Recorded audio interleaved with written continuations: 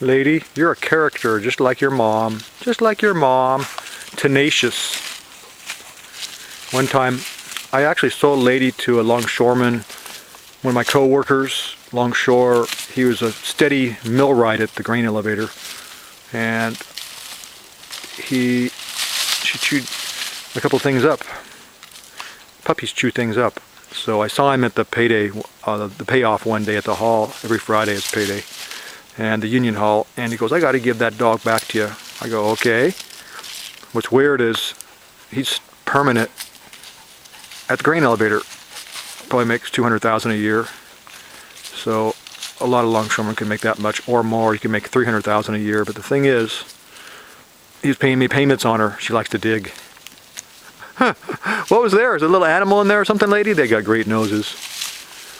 Just don't dig in the backyard and the fenced area I have for you guys, okay? I don't like it. So I took her back. I wasn't going to give him his money back. He's just paying me payments. He makes ludicrous money and just paid me $100, $100 there, $100 there. So I saw him at the hall. I thought he was joking. I got to give that dog back to you. She chewed a couple things. She was chewing some things up. That's what puppies do. So I gladly took her back. But the thing is, I saw him at the grain elevator. I took a job there. My steady job, I'd worked there on weekends and stuff, extra jobs out of the union hall. So I took like a car door opener. It's a pretty cool job. You operate this little cart that has joysticks, and it has a big shaft on it with a square end, and it opens up the 3 car doors on railroad cars to empty soybeans, corn mainly, sometimes soybeans. So I had Lady with me. I had her on a leash. I go, hey, you want to take her for a walk? She did not want to go with him. She goes, no, you're not giving me away again. And it's like when a longshore foreman came by, this female, to look at Lady. I was considering getting her a new home. And so Millie, her mama, without even any, she happened to be down on this road here, and Millie went running up and bit the lady twice, ripped her pants and shirt. I think she still has 2 little scars now because of Millie, Lady's mama, so I'm thinking Millie's very protective. Cow and sheep dogs are protective. Border collies will nip you in the heel if they're walking behind you sometimes. It's a gripping. Big bulls can be tough sometimes, and the dog has to give them a little incentive to do what they say. And border collies will work silently when they're herding cows or sheep.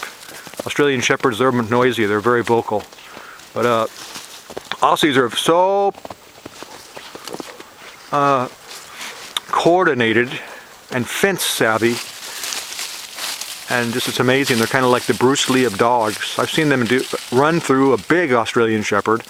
There's these tight barbed wire strands that come to a post there, and it goes both ways. It's like a corner, and something just got he decided, I'm going to run full speed through this. And between his chest and back is about maybe 14 inches. He's a big boy. And he went through that. The strands of the barbed wire are probably 12 inches or something like that. Ran through it without even touching it, just ran through it full speed. And there's times when I threw a tennis ball real hard, it bounced off a tree and bounced off a post, fence post, and bounced off a tree. And the border collie had it right in his mouth. I go, how did you do that? Are you magic? Australian shepherds are that way too. Australian shepherds are some of the most loyalist dogs you'll ever find in your whole lifetime. And they're very intuitive. Here's what the attributes are. Sensitive, perceptive, intuitive, loyal, patient, forgiving, protective. The book I like, it's titled Dogs Never Lie About Love. And I can't believe there's some people, a co-worker I know, I wouldn't want a dog, you have to clean up its poop, huh? That's like nothing.